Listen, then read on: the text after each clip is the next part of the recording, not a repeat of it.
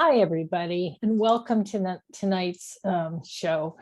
It's our last virtual event of our Discovery Lab, and we're so glad to have you all here. We're going to start out this evening with the announcement of the Golden Poppy Awards. And Michael Barnard, the person that first brought the award process to the board and turned it into something real and the amazing award that it is now, an award by booksellers for the books for the authors in California. So Michael has been board president in the past, and he's the owner of Rakestar Books in Danville. So I'm turning it over to you, Michael. Thanks, Anne. And thanks everybody for being here this evening. It is a pleasure to be with all of you virtually. So I'm going to announce the 2021 Golden Poppy winners. For fiction, After Parties by Anthony Vesna, published by Echo Press. For nonfiction, We Are Each Other's Harvest, Celebrating African-American Farmers, Land, and Legacy by Natalie Bazile, published by Amistad. The T. Jefferson Parker Award for Mystery, Suspense, and Thrillers, Northern Spy by Flynn Berry, published by Viking. For poetry, Blood on the Fog by Tongo Eisen Martin, published by City Lights. For speculative fiction, science fiction, fantasy, and horror, the Earthseed Octavia E. Butler Award, The Hidden Palace by Elaine Wecker, published by Harper. For romance, While We Were Dating by Jasmine Guillory, published by Berkeley Books. Food and cooking, Bavel, Modern Recipes Inspired by the Middle East by Ori Menasha and Genevieve Gurgis. The Martin Cruz Smith Diversity Award, After Parties, again by Anthony Vesna. The Glenn Goldman Award for Non-Narrative, so for books in a picture, sort of large format picture book category, Under Western Skies, Visionary Gardens from the Rocky Mountains to the Pacific Coast by Jennifer Jewell, published by Timber Press. Picture books for children, Milo Imagines the World by Matt de la Pena with illustrations by Christian Robinson, published by G.P. Putnam's Sons Books for Young Readers. Tied with Wishes by Moon T. Vaughn, illustrated by Victor Nye, published by, Orchard Books.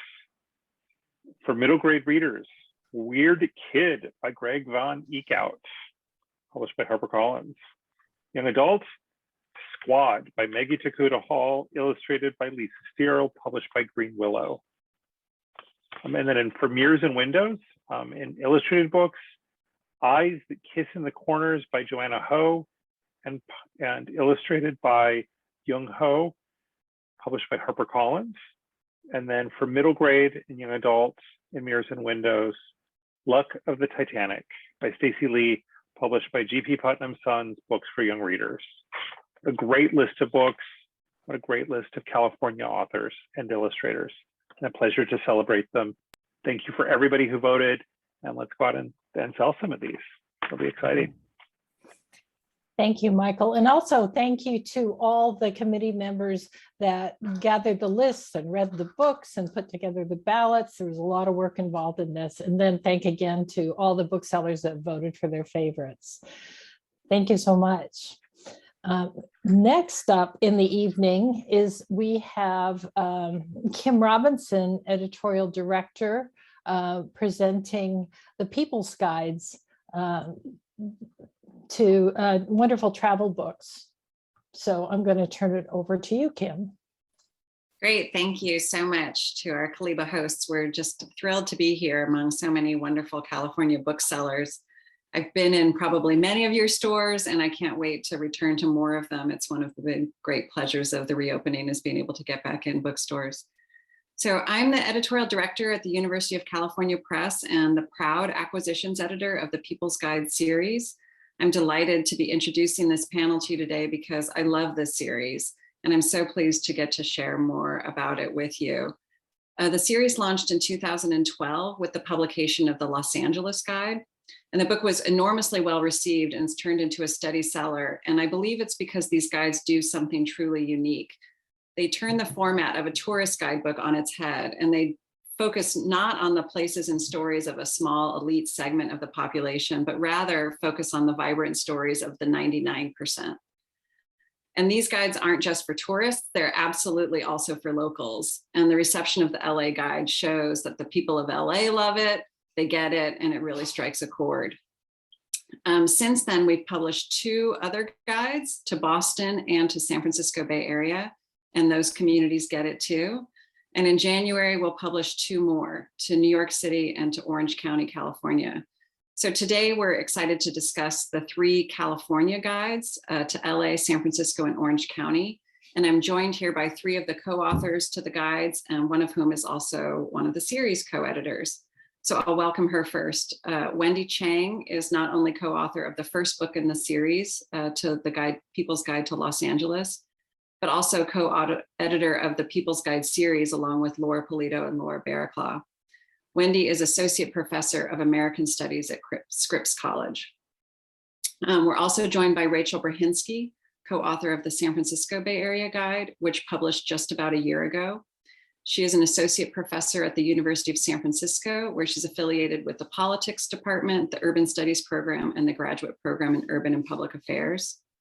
And finally, we have Elaine Lewinnek, who is the co-author of our forthcoming People's Guide to Orange County, which we'll publish in January. And Elaine is Professor of American Studies and Program Chair of Environmental Studies at Cal State Fullerton. So Wendy is going to get us started by talking about the unique focus of the series and a bit about the LA Guide, and then she'll turn it over to Rachel, who then pass things over to Elaine.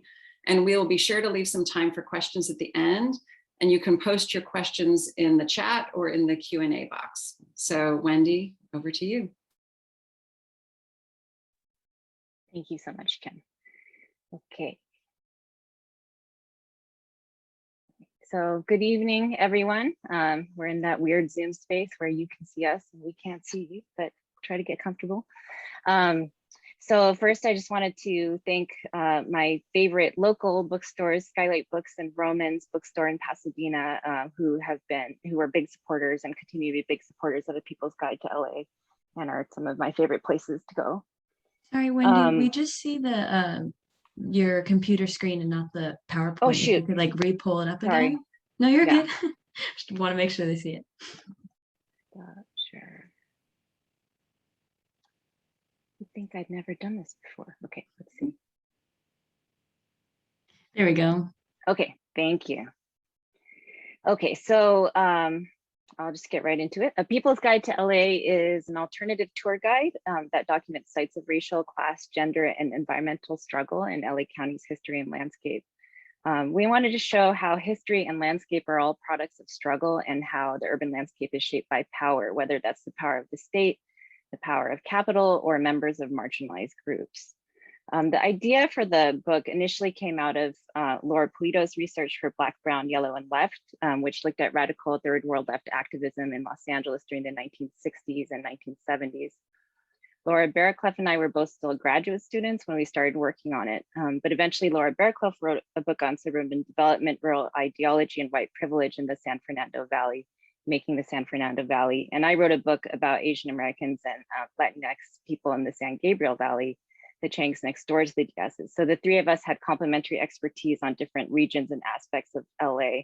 And we also realized there was so much that we were learning, or that we knew, or that from either our communities or from our research and scholarship or our teaching, that wasn't getting out there to a broader public, right? So that's why I wanted to talk about how this series in the LA Guide seeks to be an ethnic studies informed alternative tour guide for all, bringing those insights and knowledges out from the academy into the broader world. So we first envisioned a more sort of like coffee table version of the book with lots of white space and large images, but luckily Kim talked us out of that and convinced us to really make it a tour guide, something people could actually carry around with them and use. And once we started thinking more critically about what tour guides do, this really made sense to us. because we realized that tour guides are essentially popular representations of both history and geography. And while they're not usually thought of as political, they actually actively contribute to the inequality that we see in places like Los Angeles. So I'll just go through this really quickly, but feel free to ask me more about any of these points later on. So specifically in LA, LA tour guides privilege the West Side. I'll show you some examples of that in a moment. They highlight the contributions of wealthy white men, right? Usually focusing on the accomplishments of a single person, but not attending to labor, marginalized social groups, and so on. They focus on and uncritically support corporate America. You know, quick example, the most visited place in Los Angeles is Universal Studios, right, by tourists. And for a family of four, that costs at least $400 at minimum for one day, right? So just thinking about that, and it's owned by NBC Universal. Tour guides tend to celebrate sites that erase contestation. They don't deal with difficult histories of racism, colonialism, and so on. And they marginalize people of color in a lot of different ways.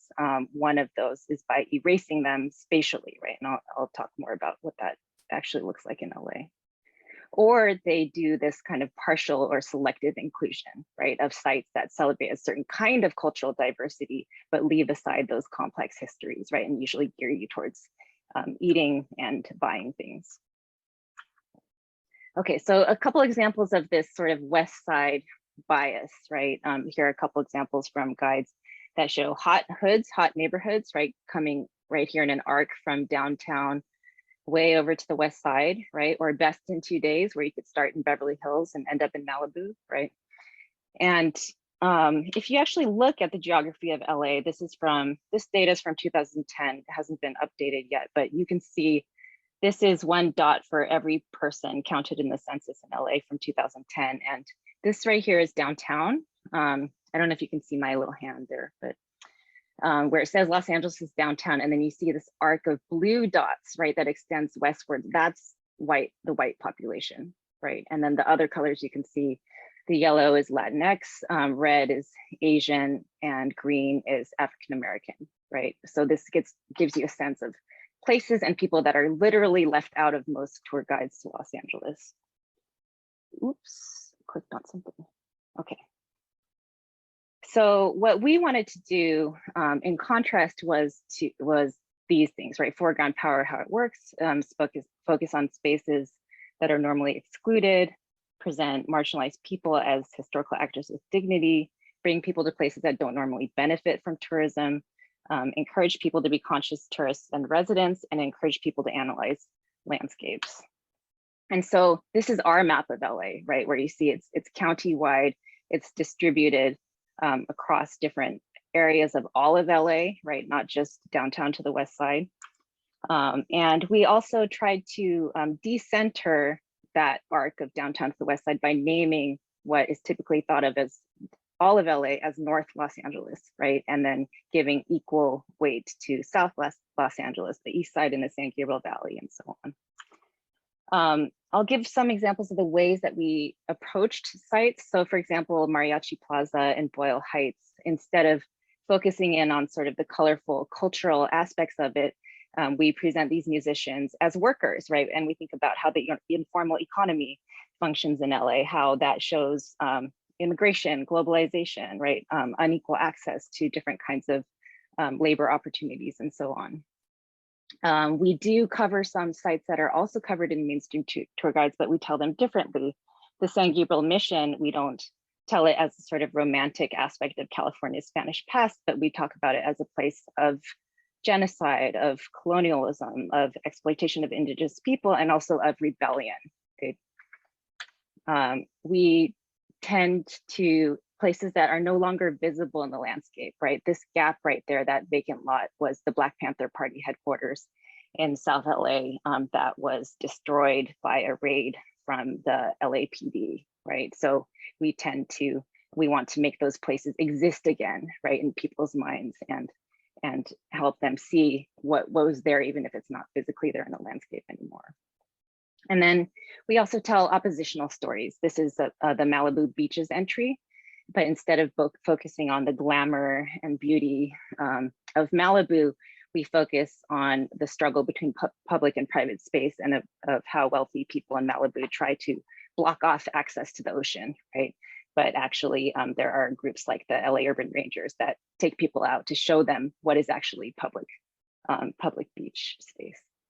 We also include success stories, like the story of the El Segundo blue butterfly in Redondo Beach, right? Which after a lot of beach development, coastal development that destroyed the native plant habitat, after replanting native plants, right? This endangered butterfly gradually came back.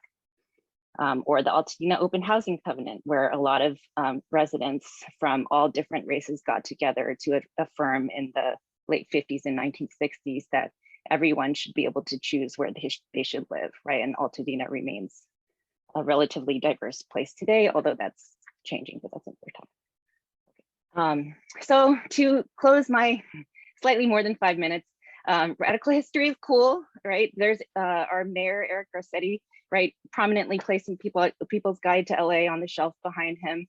And you know, we've seen our book reach a lot of unexpected audiences, right? I have a friend who runs an Airbnb who puts it on the coffee table in their rental unit. Yeah, so I'll stop there. We have a website, a peoplesguide.org, where you can get a sense of kind of the overall project of the People's Guide. And there's also my email in case you have any follow-up questions.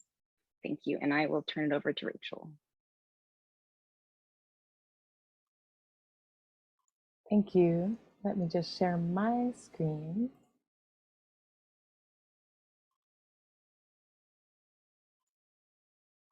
Oops. There we go. Oops. Okay. Hi, everyone. That was such a good introduction to these guides. I'm just absorbing the way that Wendy framed things and really appreciating it a lot. Thank you, Wendy. And I have just an adjustment to make here on my notes. Okay, so I'm Rachel Brahinsky, a co-author of the Bay Area People's Guide, and I'm starting with this slide that gives you this kind of collage of images of places that we cover in the book, and then I'll zoom in on a few of our sites for more detail. But I was thinking about what kind of information this audience would want, and I think when people ask about our book and the series, my answer is usually, they're kind of like, what is this book? What is it? And I say, my answer is usually that it's a hybrid project. It's a guide, but it's also an academic work. And every place that we write about, it's not just about the place, as Wendy was showing. Each place is a kind of a starting point for thinking about something larger. For example, the role of public space, or the legacy of a particular ethnic group, or social movement, or the political and economic tensions that produce the social justice struggles that the Bay Area, in particular, in our case, is famous for. Those struggles don't just come out of nowhere. They often come very specifically out of places. And that's one of the things that we're trying to show. And so together, the very short essays of our book produce this kind of larger narrative about the social and political geography of the entire region, from North to South Bay. And so we look at how it has been produced, by whom, and who for. And that the text is shaped like a guidebook, which is how I think about it, means that it's written in a way that we hope will be accessible to a broad public, again, as a kind of another way of thinking about what Wendy said. And so in terms of what people will get out of our book specifically and where they will go, some of our sites are close to the usual places that tourists may go, but rather than look simply at, for example, Lada's Fountain, which you can see here, which is famous in San Francisco as the site where people gathered after the 1906 earthquake. Instead of looking at the fountain, we point them to the skyscrapers around it, which represent a fight for power and dominance among newspaper titans 100 years ago. And we call it the Media Mogul's Corner. And rather than point you to Chinatown for a round of shopping, instead we point you to the edge of that neighborhood, to the International Hotel, which is a site of a decades-long fight over displacement of Filipino elders from the old Manila town that has become one of the kind of historical and contemporary touchstones for the affordable housing movement and for Chinatown activists specifically. The I Hotel, as people call it, represents this tremendous loss because of the traumatic eviction by police officers on horseback in the late 70s, but it's also a place of hope because of what happened throughout the defense to try to stop the eviction, which lasted a full decade. And then ever since, when community development advocates built something new in the ashes of that fight, and there's now housing that is permanently affordable for seniors in the same location. And so then we also go kind of off the beaten path to learn about people that are really not well known outside of their immediate communities. And one example is the Francis Allbrier Community Center. And this is in South Berkeley. In this site, we tell the story of Francis Allbrier's migration to South Berkeley from Alabama and the racial and gender barriers that she continually broke through. And we see this as an emblematic story of mid-century struggles in the region at large, really. She was the first African-American to run for city council in Berkeley in 1938, and she was the first Black woman welder at the Kaiser Shipyard in Richmond. And at first she was refused that job, even though she was highly qualified. But through her demand and campaign to be hired, she opened up this kind of space for a generation of Black women. On the screen, you can see her alongside ephemera from a national civil rights campaign to boycott discriminatory businesses that she helped lead locally in Berkeley. We also talk about her neighborhood. I won't get into it now because we don't have that much time, but could talk about South Berkeley and the kind of interesting interracial partnerships that formed there and that she was a part of. So I want to quickly just show you one more set of pictures that offers an example of a different type of site. This is the Gold Street Bridge. And this is one of my favorite kinds of People's Guide sites in our book, because it's a place where you can think about how vernacular or everyday landscapes might be the key to learning about or understanding radical histories.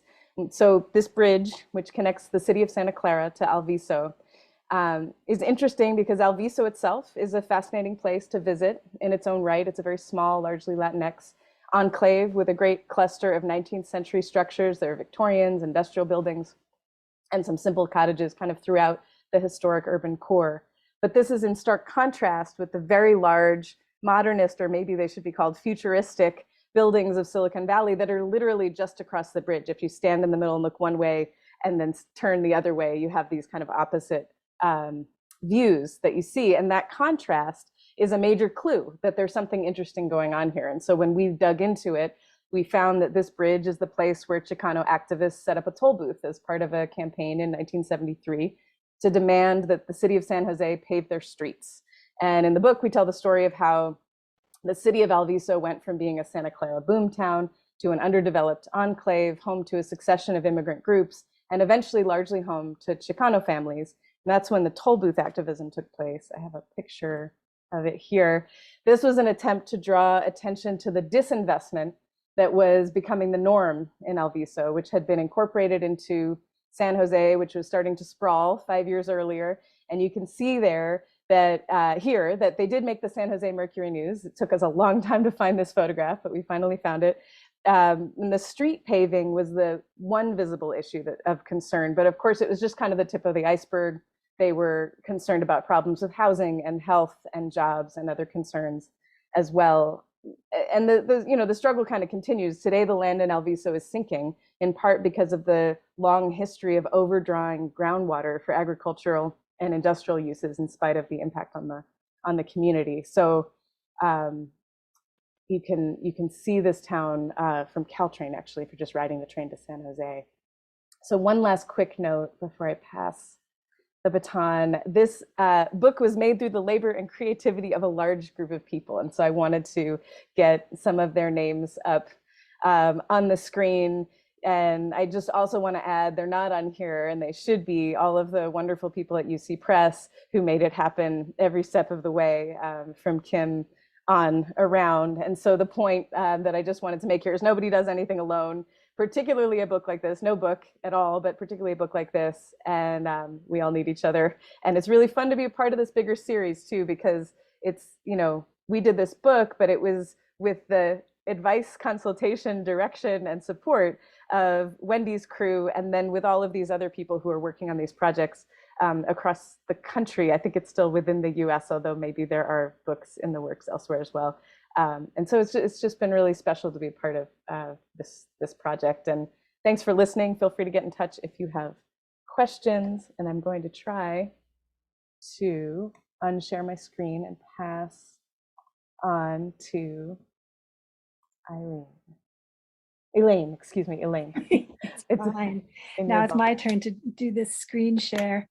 It is so much fun to hear each person's talking about their different books, because we're all on the same page, but we all have these different projects.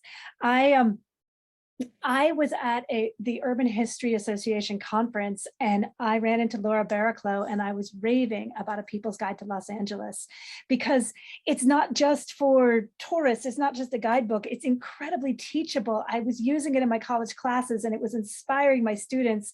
And I was telling her how wonderful this book is and how much I longed for a book about Orange County too, because all the points that the authors of A People's Guide to LA make about tourism apply even more so to Orange County. It's a place that's seen as just its amusement parks, or just its hyper-capitalist suburbs on Real Housewives of Orange County, or maybe just its orange crate labels, which never show any workers. And as someone who teaches in Orange County and who was using this LA guide, I wanted the Orange County guide too, because like San Francisco and LA, but maybe less known, Orange County has this long and diverse history. And so I said this to Laura Barraclough, and she said, "You're right, we need that, you should write it. And you can't write it alone." And so she helped guide me through how to find a team, how to work together, how to decide on the range of times when the land was a site of power struggles. And so that's what all of these books are about. And ours especially is about the diversity of Orange County's past and present. So here I have our guidebook. We do cover Disneyland, but it's not your typical, it's story of Disneyland, as you might be able to tell. There's riot police in it. It's about tensions, tensions with various political groups, tensions with laborers. It's the stories that too often don't get told. And it's not just for visitors, it's for locals, it's for students. We tell about the orange groves, but we tell about the power within the orange groves and the housing. And here I have a picture of Lucy Gutierrez, who was a high school student here in 1972 when Orange County had walkouts of students demanding ethnic studies curriculum in their classroom. They had a couple demands. They didn't get many of them at all. They wanted an end to mass suspensions, and the result of this walkout was mass suspensions. But we're getting ethnic studies now. By 2025, all California high school students are going to need to learn their own diverse histories. And so these People's Guide series are at the perfect point when teachers are looking for things, students are looking for things, parents are looking for things. There are a lot of people who want to know what happened beyond the cliches they already know. So our book tries to help tell those stories. And we draw on a lot of different academic histories, local histories. This is 4th Street in Santa Ana, which is the center of Santa Ana, and Santa Ana is the county capital of Orange County. Local histories will show you this and will show you the buildings, but they might not mention that one block here used to be Chinatown. I've put in here the old Sanborn fire insurance map where Chinese were considered a fire hazard, so they get marked on the map. It's a way to tell who once was here. In 1903, Santa Ana declared that one of those Chinese residents had a communicable disease and they just had to burn down all of Chinatown. That's a story that very few people know, and yet it's a story worth knowing now that we once again have discussion about race and disease and neighborhoods. There were no Chinese in Santa Ana for decades, but after 1965, when immigration changed, and with Orange County has so much ties to the Cold War and military-industrial complex, but that also means you get worldwide refugees coming to Orange County. We have these mega churches that make Orange County famous for conservatism, but those churches also sponsor refugees. So a lot of different groups from around everywhere the US was engaged in the Cold War ended up in Orange County, including a group of people from Cambodia who were Muslim Cambodians called Cham. who started mosques near here. And in 2016, a Palestinian American activist, this is Rita Hamida, she was listening to those conservative commentators who were complaining that we might have a taco truck on every corner. And she decided just to push it a little further, and she started taco trucks at every mosque. And it's hilarious, but it's also serious. She brings halal taco trucks to mosques, especially during Ramadan, to serve free tacos to people, but also to encourage them to vote, to get involved. That is the kind of Orange County story that our book tells. It's these stories of struggles, but they're also stories of incredible successes. They're stories of surprising juxtapositions, and they're stories that most people who think about Orange County do not think about taco trucks at every mosque. So that's our goal. And we involved a lot of others to write this book. So just as Rachel had her slide with names on it, I'm lucky that my co-author Tui Bodong is really good at taking pictures when we're consulting with different people. So these are various times. These are me and my co-authors, Tui Bodong and Gustavo Arellano. Gustavo's a journalist, Tui is an archivist, I'm a professor. We brought together our different skills to pull this together, but we couldn't do it alone. And one of the things we did was have friends of ours who were high school teachers share this book with their students to see, are we talking to a wider general public? And it was fascinating. Joyce Jogway, she's right here. She was one of the high school students who read it, and she summarized our book's goal better than I can. She said, I learned from this that history is not just in my textbook, it's in my backyard. That's our goal for these whole series. The other thing Joyce said to us, she said, you use this word bracero, and you say it's immigrants, Mexican laborers ineligible for citizenship, but I don't really know what that means. Can you explain it more? And so we did an entire entry about bracero housing in Orange County. And I told Joyce, thanks for that feedback. We figured out how to expand it and how to really tell the bracero story. And Joyce said, oh, I don't need that anymore. After I read your book, I noticed braceros in my textbook, but also I was talking to my family. Turns out my grandpa was a bracero. That's the kind of conversation we want our books to keep on spurring. This person's grandfather was part of this incredibly important program for US immigration history, for US history overall. But these are programs, they happen to where we live, but too many of us don't know about them. And Joyce had not yet heard her grandfather's whole story until she read our book. So the Joyces of the world, that's who inspires us. And that's who we hope you can help get our book to. There are so many Joyces out there. So that's, I think, my 5 minutes. And now we'd love to hear all of your questions or comments. Thank you so much. I can't believe how much you all fit in your time frame. You did a great job. And we're happy to take any questions that you want to post. Yeah, if anyone has any questions, you can drop them in the chat. I did see quite a few comments of excitement talking about the travel guides. Let me see.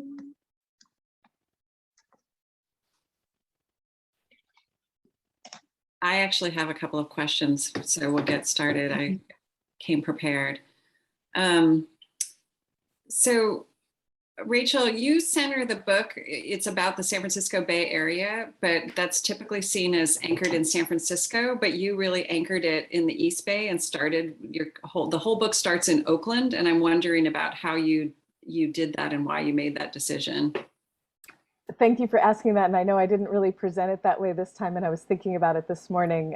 But yeah, so it was very important to us to make the book regional and to think about the connections between many Bay Area places. And part of that was because what we argue in the book, throughout the book, and starting with, as Kim said, centering in Oakland, actually in West Oakland, is that a lot of what we know of as San Francisco, the idea of San Francisco, is actually produced in the greater Bay Area. And so it's Oakland that is the center for so many social movements that become sort of the stamp of the Bay Area, from the Black Panther Party to actually, I mean, it's like the labor movement, which is very strong in San Francisco at certain times, is even stronger in Oakland and the East Bay at other times.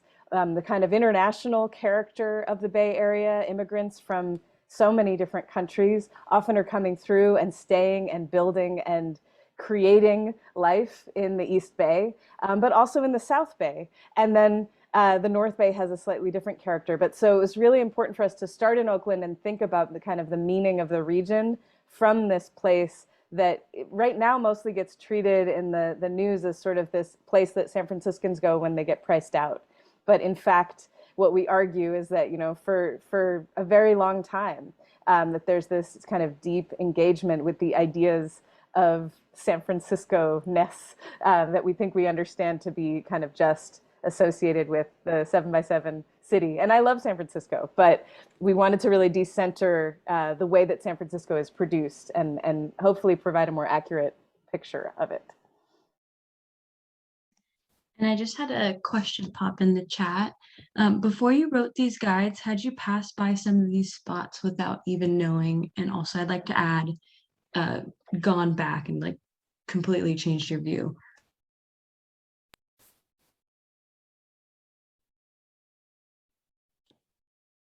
I can say yes, absolutely. Or sometimes I knew a little bit, but not the fully fleshed out story. There was so much that I learned about the indigenous presence here. There was so much I learned about the stories I thought I knew. I specialized in urban history and suburban housing, and yet the stories of who desegregated the different towns in Orange County really surprised me. So yeah, and there was often times when groups were removed, but signs linger on the land, and learning how to really see the land. You know, deported orange pickers who left behind the seeds of the nopal cacti that they had planted for food. The cactus are still here, but they were deported. Or military industrial complexes, nuclear sites. There's a lot of buried nuclear sites in Orange County that it's still in the ground, but we don't even think to look at it. I wasn't aware of how many nuclear missiles we once had here. And how much at one point when we were writing it, I thought, oh, we'll make a special map of all the places where police have killed unarmed Black and brown men, but it became too many. You know, we all know Black Lives Matter, but it's actually not easy. It takes some really deep archival research to find those instances from before the year 2000. And they're there, though. There's so many of them that were fascinating to learn. So I can answer that because I was the photographer for the LA guide. And actually that's the primary reason they initially brought me in, and then I ended up participating in the writing as well. And so I visited every single of the 115 sites in the LA guide. And so, you know, as I mentioned in my presentation, a lot of these places don't exist in the way that they did, right, at the moment that we were focusing on writing about it, like the Black Panther Party headquarters, or you know, the American Indian movement. The AIM chapter headquarters was in, you know, some low rent apartment building, right, in Bell, right? And there are a lot of places where there was a parking lot, right, which is a real challenge as a photographer. How do you make an interesting photograph out of this? You know, but that was kind of the point, right? That especially people who didn't have a lot of power or who were being oppressed by the state, right? They most often are forced to live in ephemeral and transitory spaces, live and organize in ephemeral and transitory spaces, right? So how do you make those into something? But I think like one of the most interesting parts for me of taking the photographs would be, I would often go to a place and just by the act of taking photographs, it would create attention. And then people would, you know, so when I was in East LA taking photographs of the Silver Dollar Cafe, which is where the journalist Ruben Salazar was shot and killed, during the Chicano moratorium protests, I had people, stopping and pulling over because now it's, I think like a 99-cent store or something, stopping over and pulling over to tell me like, I know what happened there, right? This is an important place. You're paying attention to it, right? So thinking about places that we all have uneven knowledges, right? But it doesn't necessarily mean that those histories are secret or hidden, right? It's just about digging in to understand what they are, right? And learning about them.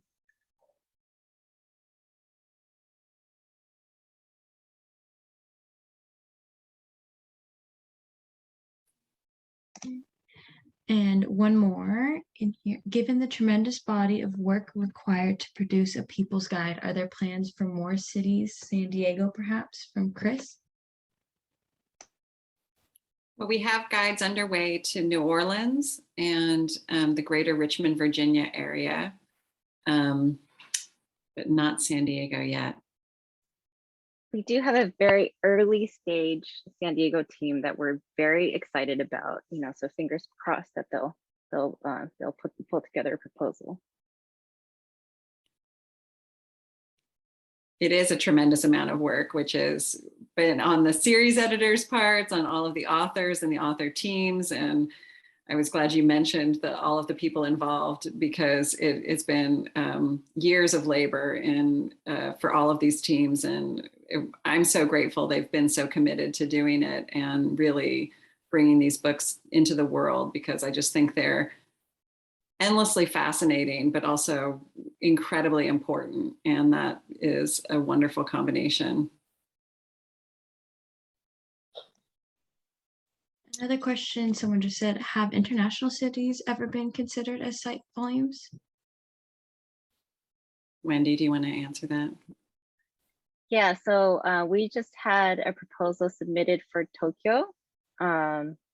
And we definitely have always had our intention to include cities outside of the United States. So we are hoping that we will continue to go in that direction. I don't know if you want to say anything about that, Kim. Well, I just want to add to the San Diego guide. I hope it's a San Diego Tijuana guide.